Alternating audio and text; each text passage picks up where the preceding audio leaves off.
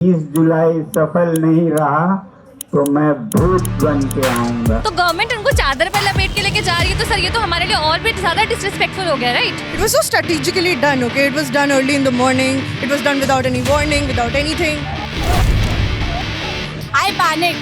मैंने सोचा इंस्टा पे तो सेम वीडियो दिख रही है, वो वाइट शीट बेड शीट में लेके जा रहे हैं, which is very embarrassing and shameful. You would rather abduct a person and forcefully feed him and take him to the hospital than actually listen to what he would say.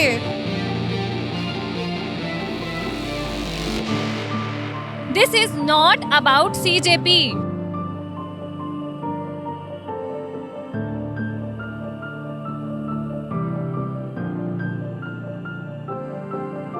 NEET के जो papers हैं बहुत जगह में लोग पढ़ रहे हैं, पढ़ने के बाद फेल हो जा रहे हैं, उनके एग्ज़ाम्स डिले हो जा रहे हैं, वो आत्महत्या कर रहे हैं। एजुकेशन सिस्टम हमारा बढ़िया नहीं है, इक्वल नहीं है, बहुत सारी इसमें खामियां हैं, परफेक्ट नहीं है।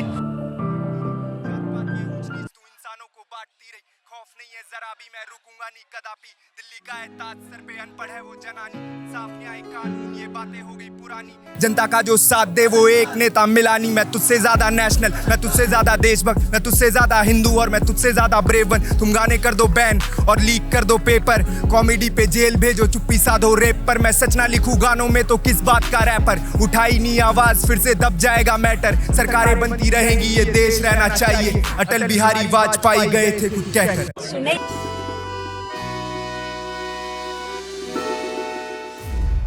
सोनम जी को फोर्सफुली हॉस्पिटलाइज किया गया, तो उसके ऊपर किसी के कुछ थॉट्स, कोई कुछ बोलना चाहेगा? मेरे को तो पैनिक, मैं लड़ लेना अपने घर वालों से।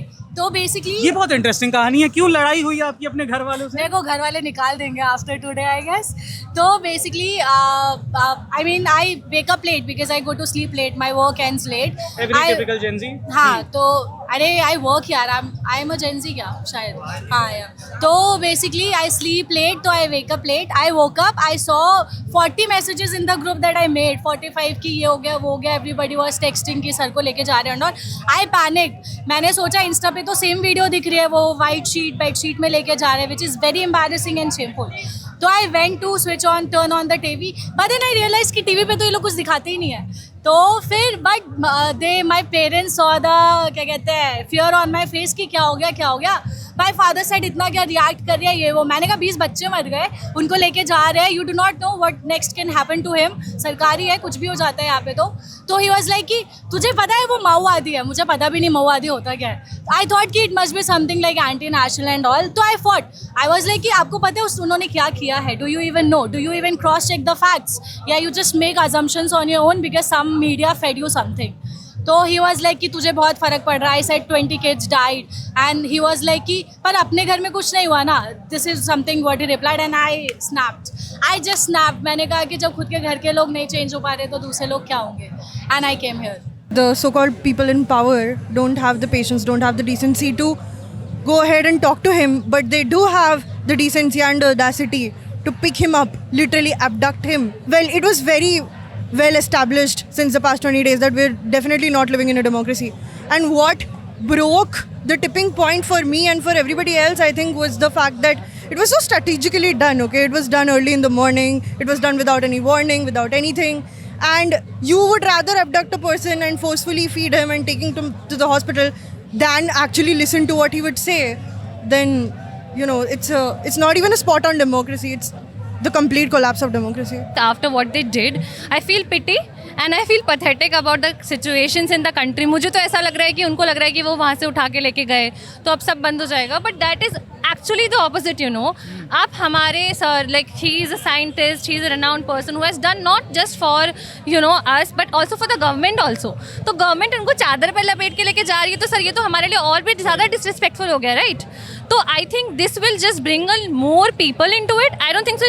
I think it's going to do the opposite of it. Okay, ever since the sudden forceful hospitalization of Sonam ji, the CJP movement has found a new momentum, क्योंकि जहाँ पे कल तक देखा जा रहा था कि ज़्यादा भीड़ नहीं थी और जो भी भीड़ थी वो एग्जिस्ट प्रोटेस्टिंग स्टूडेंट फ्रंट से थी, mostly from the left and the committee members organisers, लेकिन वहीं लास्ट 8 घंटों में something has shifted, something has changed. भीड़ जो है थोड़ी बढ़ गई है and we get to spot students, citizens from normal walks of life, different walks of life, plus mainstream media outlets की भी संख्या, प्रेजेंस यहाँ पे बढ़ गई। Even they are marking their attendance, जो 18 दिनों से 19 दिनों से नहीं दिखी थी, अभी ज़्यादा दिख रही है। गाइस, कट से पहले गाना है, चोर है तू, लुच्चा है तू, हद से बड़ा तुच्चा है तू।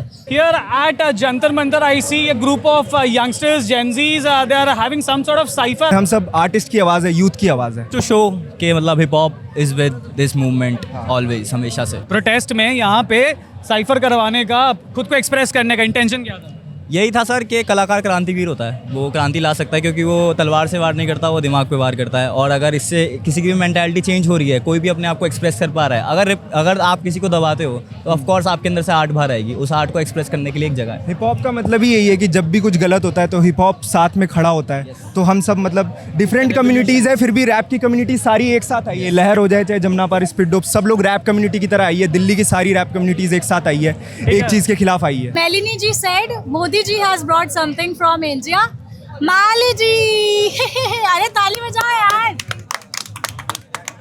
Okay, anyway. So, first things first, is this your first time here at Jantar Mantar? Yes. किसका पहली बार? हाथ उठा दीजिए एक बार। ठीक है। We are all just one group. Diksha, she posted a video on Instagram to make a group whoever wants to go for the first time. So yeah, we just connected through her. ठीक है। And आप 5 लोगों का first time है, तो आप 5 लोगों में से कितनों को शर्म आ रही है कि इतने दिन लग गए आपको यहाँ आने में? हाँ, बहुत बढ़िया। तालियां अपने लिए, तालियां बजा लीजिए।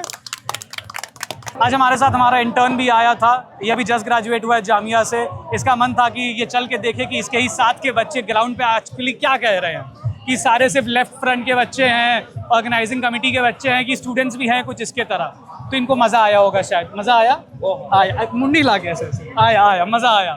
Simply for education because for the movement हाँ, कि ये जो आइडिया है कि हाँ डिसेंट हो सकता है और डिसेंट को जिंदा रख सकते हैं, मैं उस कॉज के लिए आया हूँ ताकि डिसेंट जिंदा रहे। You know, I love this. I love asking this to youngsters who talk about dissent so often. Can dissent be peaceful? क्योंकि last 20 दिनों से it was pretty much peaceful. This is peaceful and it will remain peaceful. We should be. आज तो था नहीं peaceful. It's just that government or some people try to destroy the peace of it, but it should remain peaceful. And we are country of Gandhi. We struggled with our peaceful movement. And I think ये movement ही change लाएंगे जो कि peaceful होंगे. Otherwise, have you heard of what happened the next day after revolution? It was all anarchy.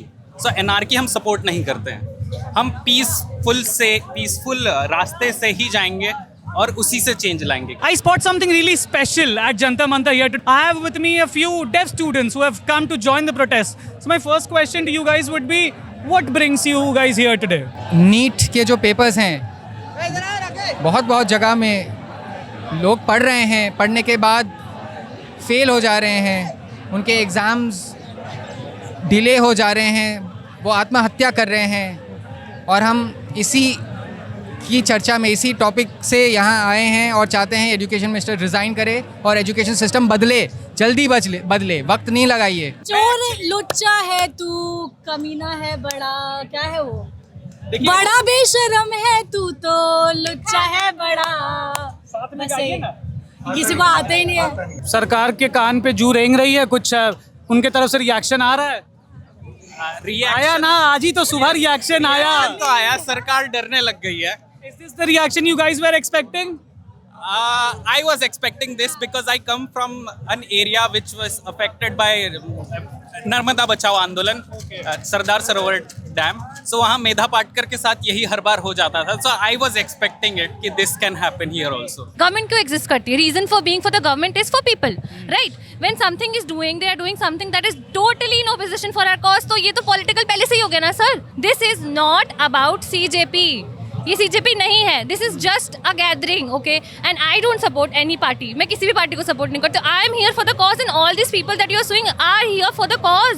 5, 6, 7 go. चोर है तू, लुच्चा है तू, हद से बड़ा तुच्चा है तू। मैं एक स्टूडेंट हूँ, मैं यहाँ पे इसीलिए आई हूँ क्योंकि मैं सोनम वांगचुक का समर्थन करती हूँ, क्योंकि एजुकेशन सिस्टम हमारा बढ़िया नहीं है, इक्वल नहीं है, बहुत सारी इसमें खामियां हैं, परफेक्ट नहीं है। एक बधिर स्टूडेंट होने के नाते मैं चाहती हूँ हमारे लिए एजुकेशन सिस्टम बदले।